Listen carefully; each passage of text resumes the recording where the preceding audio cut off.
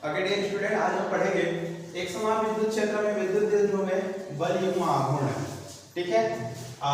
एक समान विद्युत क्षेत्र को हम लोग समझते हैं, ये इम्पोर्टेंट क्वेश्चन है, बोर्ड एग्जाम में कई बार पूछा गया है। ठीक है, तो एक समान विद्युत क्षेत्र को समझने के पहले हम सबसे पहले विद्युत क्षेत्र पढ़े थे पिछले वाले क्लास में। विद्युत क्षेत्र किस प्रकार होता है, प्लस क्यू चार्ज से बाहर की ओर निकलता है और माइनस क्यू चार्ज से अंदर की ओर आता है। इसको मैं बताया था आप लोगों को। ठीक है, अब उसके पश्चात देखते हैं कि एक समान क्या होता है। तो एक समान विद्युत क्षेत्र मतलब उसकी जो क्षेत्र रेखाएं होती हैं समांतर होती हैं, तो उसको हम लोग कहते हैं एक समान विद्युत क्षेत्र। ठीक है, अब वैद्युत द्विध्रुव, तो वैद्युत द्विध्रुव किसको बोलते हैं, दो विजातीय ध्रुव अल्प डिस्टेंस पर स्थित हो तो उसको वैद्युत द्विध्रुव कहते हैं। ये भी हम लोगों ने पढ़ा हुआ है कि एक प्लस क्यू चार्ज और एक माइनस क्यू चार्ज अल्प डिस्टेंस पर हो, जैसे कि यहाँ पे 2 माने थे हम लोग, तो उसको हम लोग वैद्युत द्विध्रुव कहते हैं। और उसके बाद हम लोग देखेंगे नेक्स्ट है बल युग्म आघूर्ण। तो बल युग्म जो हम लोग पढ़े थे 11th क्लास में पढ़े थे, बल युग्म मतलब होता है दो अपोजिट फोर्स, मतलब दो ऐसे फोर्स काम करते रहते हैं जो किसी को एक विपरीत दिशा में घुमाने का काम करते हैं। जैसे कि इधर देखिए, ये इधर लग रहा है और ये वाला बल इधर लग रहा है। दैट मींस ये कि दोनों को बल एक दूसरे के विपरीत डायरेक्शन में लग रहे हैं, तो इसको हम लोग बल युग्म कहते हैं। अब आघूर्ण क्या होता है, तो आघूर्ण मतलब हम लोग पढ़े थे एक बल और उनके बीच की दूरी।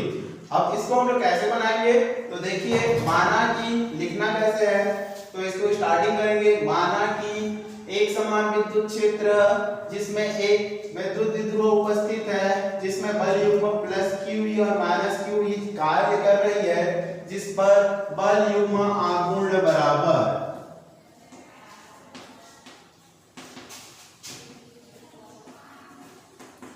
क्या बताया मैं, बल युग्म आघूर्ण बराबर बल गुणित बीच की दूरी। ठीक है, अब हमको बल निकालना है और बीच की दूरी निकालना है।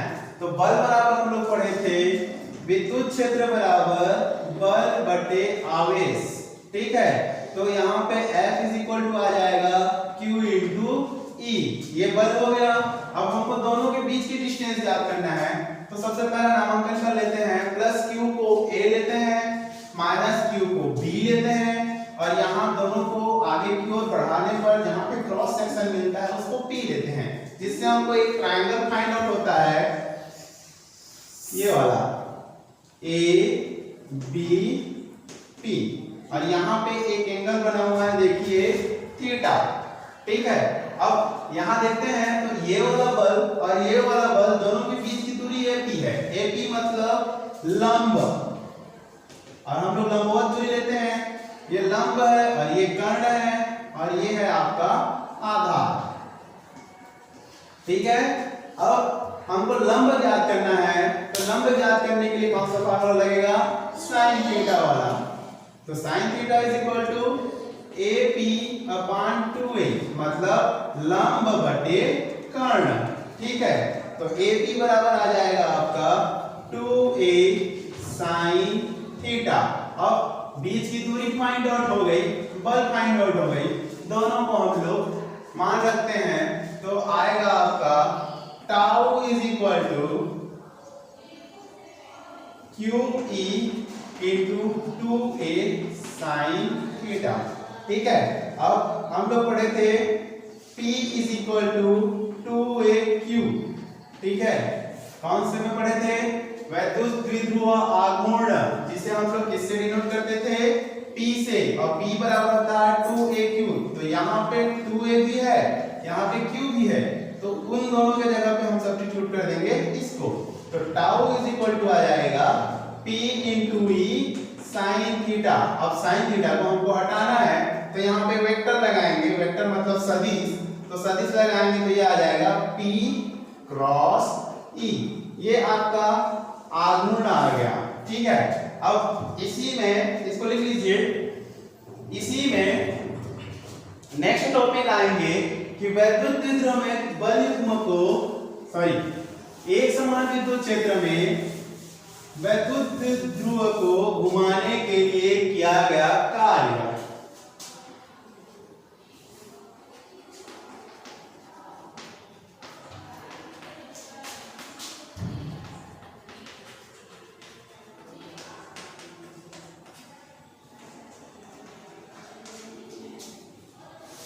ठीक है। अब हमको कार्य निकालना है, तो सर्वप्रथम ये तो हमारा आएगा ही आएगा, tau is equal to P E sine theta. इसको आपको लिखना ही है, tau is equal to P E sine theta, ठीक है। अब इसके लिखने के पश्चात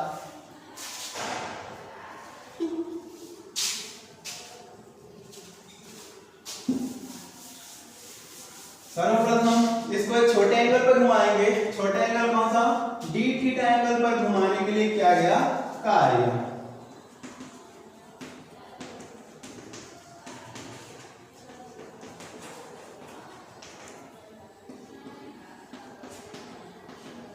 ठीक है। अब डी थीटा एंगल मतलब स्मॉल एंगल है, छोटा एंगल है, तो इस पर कितना कार्य करना पड़ेगा? मतलब स्मॉल कार्य करना पड़ेगा। अब कार्य बराबर क्या हो जाएगा? आघूर्ण इनटू जितना घुमाओगे, ठीक है, मतलब डी थीटा। दैट मींस ये कि बल गुणित बीच की दूरी, जितना घुमाए, जितना इसका डिस्प्लेसमेंट किए, तो वही हो जाएगा बल फोर्स इनटू डिस्प्लेसमेंट होता है। तो यहाँ थीटा जो है उसका डिस्प्लेसमेंट है, ठीक है। अब उसके पश्चात टाउ का मान यहाँ रखेंगे, तो P E sine theta D theta हो जाएगा। अब इसके पश्चात छोटे छोटे वर्ग को बड़ा करने के लिए हमको इंटीग्रेशन करना पड़ता है, तो दैट मींस हम दोनों पक्षों में इसका क्या कर देंगे? इंटीग्रेशन कर देंगे। इंटीग्रेशन करने के पश्चात dw का इंटीग्रेशन होगा आपका w, और ये दोनों कांस्टेंट हैं, अतः ये दोनों बाहर निकल जाएंगे और integration of sin theta d theta आ जाएगा, ठीक है। अब इसको हमको संपूर्ण रूप से घुमाना है। इसका मतलब ये कि इसको घुमाने के लिए हमको थीटा 1 से लेकर थीटा 2 तक कार्य करना पड़ेगा। मतलब ये लोअर लिमिट और ये अपर लिमिट। मतलब ये बोलना है कि किसी भी वैद्युत ध्रुव को थीटा 1 से लेकर थीटा 2 तक घुमाने के लिए किया गया कार्य। तो कैसे करेंगे उसको? तो W is equal to P E integration of, ये हो गया लोअर लिमिट, ये हो गया अपर लिमिट, तो theta 1 to theta 2 sine theta D theta, ठीक है। अब इसके पास याद आ जाएगा पी ई साइन थीटा का इंटीग्रेशन होता है माइनस cos थीटा, थीटा 1 से लेकर थीटा 2। अब इस लिमिट को यहाँ पे रखेंगे तो आ जाएगा आपका W is equal to P E minus cos, सबसे पहले अपर लिमिट को लगते हैं, तो ये थीटा 2, उसके बाद माइनस होता है, लेकिन यहाँ पे माइनस और यहाँ पे माइनस, तो दोनों क्या हो जाएगा? प्लस हो जाएगा, और ये आएगा cos थीटा 1। अब इसको ठीक से अरेंज करके लिख लेते हैं, W is equal to P E cos theta 1 minus cos theta 2। ये आपका संपूर्ण व्यंजक है।